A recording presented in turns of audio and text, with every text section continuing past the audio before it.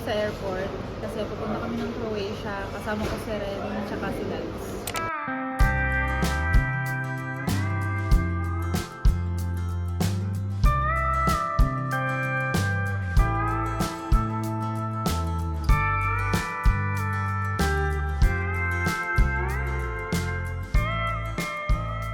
Hi! It's currently 11 na. Ay, 10. 10 o'clock in the morning. And nandito na kami sa Zagreb. Ayan si Ren. Tapos ayun si Dags. Ayan. Tapos mapunta na kami sa bus stop kasi magabas lang kami papunta ng city.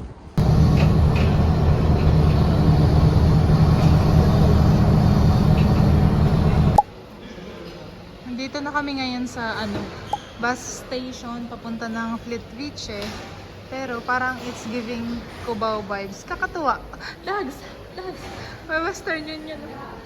May Western Union. Para siyang para siyang yung sa mga Cubao-Cubao. Para siyang very luma na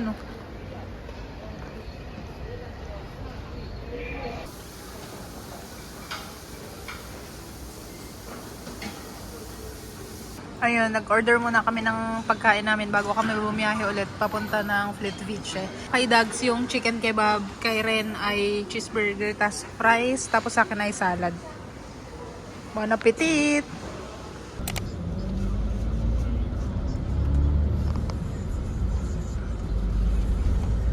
Yay! We just arrived dito sa Flitvice. Ha? Ayan, hinahanap. Take a ride on Mukinch. Dito puro bundok.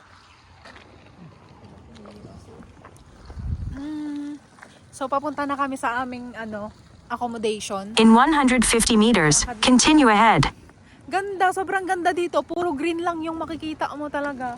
Kaya kung ikaw ay gusto mo relax or mahilig ka sa nature, ay dito kayo pumunta sa Flitvice. Tapos meron kaming mga kasama yung nasa likod namin. Hindi ko alam kung Korean sila or Chinese.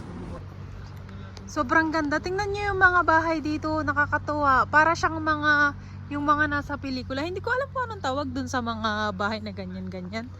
Ito pala yung Villa Lica. Ito yung nakita ko sa kaso fully book. Yung nakita ko sa booking.com. Sobrang daming option ng accommodations dito. So, hindi kayo maubusan ng options. Ang gaganda talaga ng mga bahay dito. Yan ang parang mga villa-villa. May Pinoy pa ata. Sobrang ganda. Oh, may parang pabundok pa na ganyan. Oh. Ay, it's giving probinsya vibe talaga. Pabundok ba? Pabundok ba? Tapos yun, dun sila sa kabila. Ito, dito kami sa guest house Bor. Hindi ko alam kung ito yun, pero nasisiko na yung mga araw-araw. Ang lapit lang sa bus stop. Ang ganda, oh! Ang ganda ng mga bahay. Anong tawag sa ganyang bahay? Bunggal. Tapos ito may dito, may restaurant dito. Yan ang gusto ko. Tapos ito yung guest house. Ito, yan yung accommodation namin, guest house 4. Hindi ko alam kung ito yun. Feeling ko ito yung nasa picture. Let's see. Oh, ang ganda talaga ng mga bahay.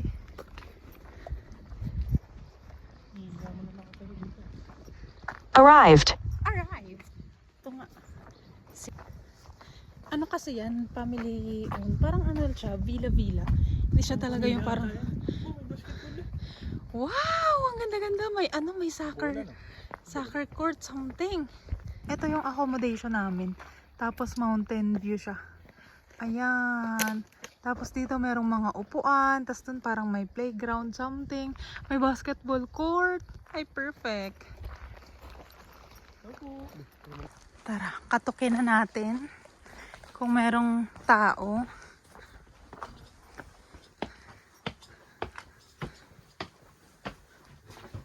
Ring here. Come here. Ang ganda ng view talaga. Oh, perfect.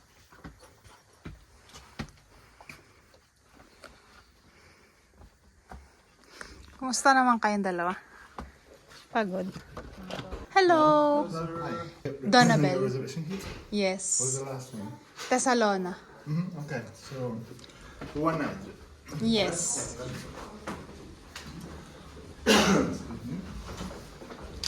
In this room. Wow. Yeah. Okay, so balcony is here. Oh my God, ang ganda. Wow, you never had balcony here in Croatia? Stay. Here's some coffee, some tea there. Bathroom. Right here. Wow. Alright. Refrigerator is here. Keys. Okay. And then let me show you here network password for internet. Okay. And then this is a map of the lakes. Now let me ask you this, did you take a bus or did you drive? Boss. Yes. How much time do you have tomorrow? Tomorrow What we time have is your full bus? day. Full day. Yeah. Did you buy your tickets already? Yes. Yes. I mean tickets for the park, not for the bus. Yes, for the park. What time are the tickets for? 8 o'clock. 8 o'clock. This is what you can do. What time is your bus? I think it was around 6? 4 o'clock in the afternoon. Okay. That's enough time because it takes about 4 to 6 hours to see all those 16 lakes. This is what you can do. We are here. You don't have luggage, no? That's all No, we just have. this backpack. That's all we have.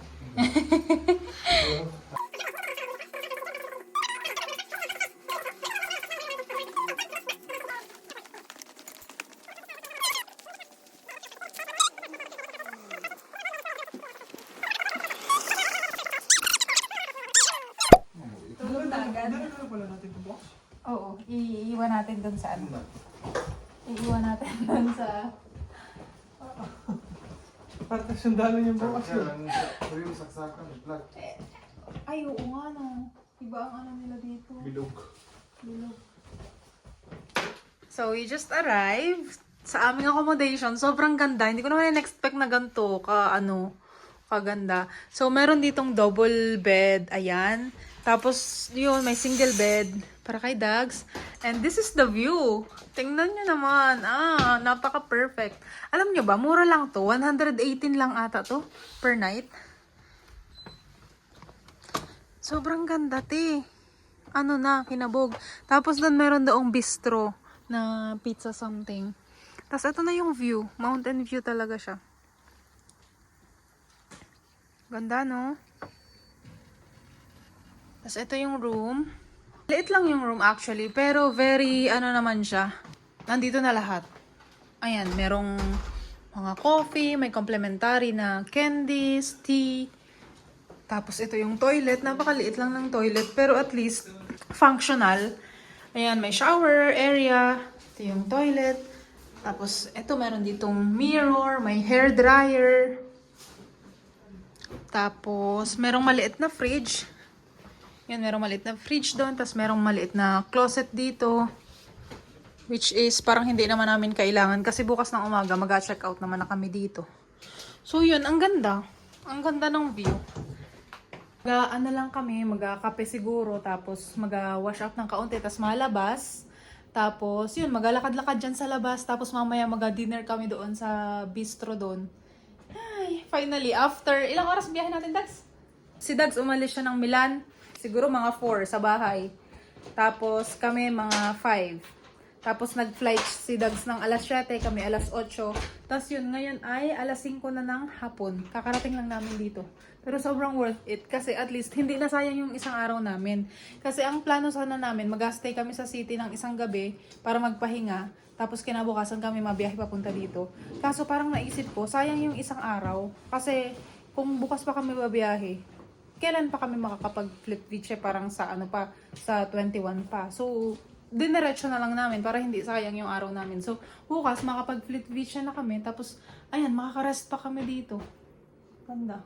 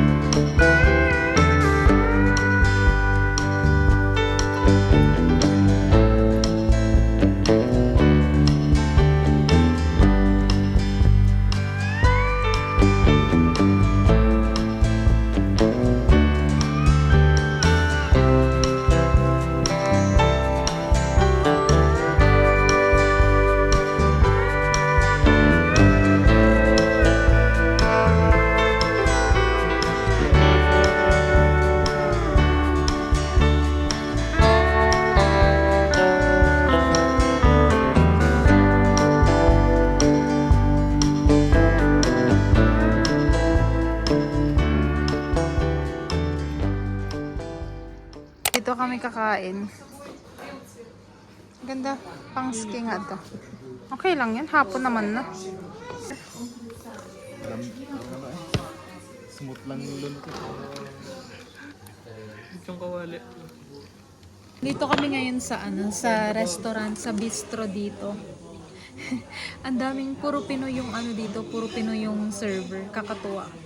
Kahit pala medyo na siya, yung parang liblib. Kasi na to, bundok na talaga to. Ang daming Pinoy na mga nag-work dito, tas kanina may nakasalubong ulit kami na Pinoy. Siguro dito lang din yung mga cabin nila. Around National Park lang din siguro sila. Galing. Thank you, ate.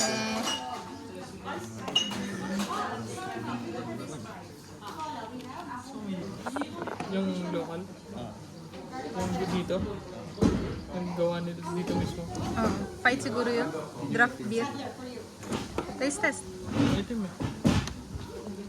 Taste test.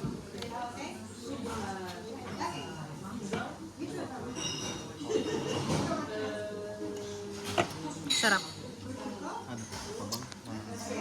Patikim ako. Kaya pa. Naramdaman ko lang.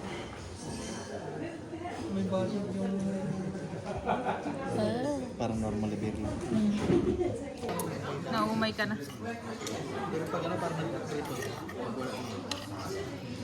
Masarap na pizza yung mga Hawaiian. Wala kang Hawaiian, nahanap ko nga. Dito. Same lang. Same lang yun. Grabe, ang laki.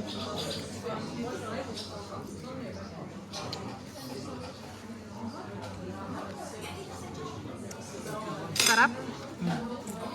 Ito yung sa akin, mixed veggies. Ito yung sa akin. Mag tayo, Japanese. Saan birthday mo? 23. Tanda na. Lapit ng 23. lampas ng kalendaryo. Sarap na. Masarap.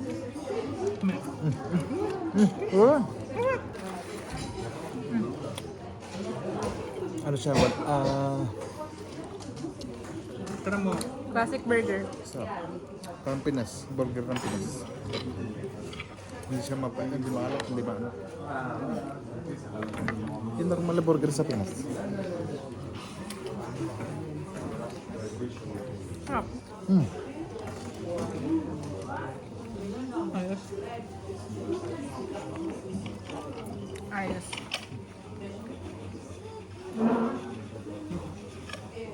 Ito ang burger na gusto ko.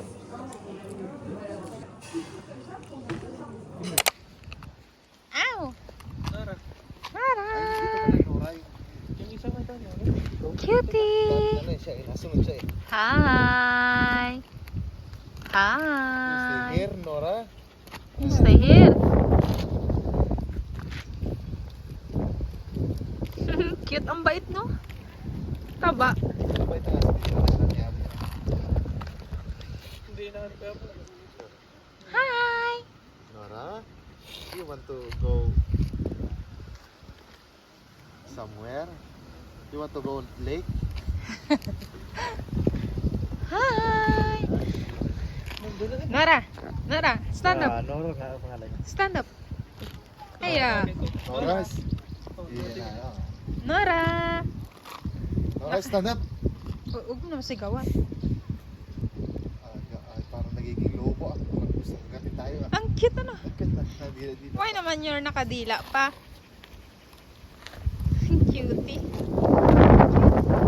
Bye! Nora, Bye! go to your father. Pod.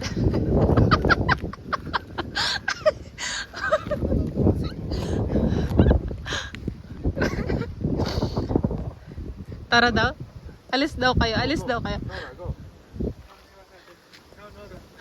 Eya, hamuro. Come on, Nora, come on. Nora, hamulo. Nora, Bye-bye! Ciao, ciao! Wala na, malis na siya.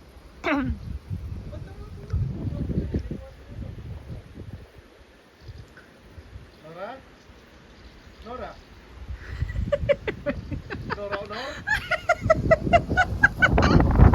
Nora? Saan ang hangin? Tara na. Nora! Uy, shh. Balik na kami dito sa hotel.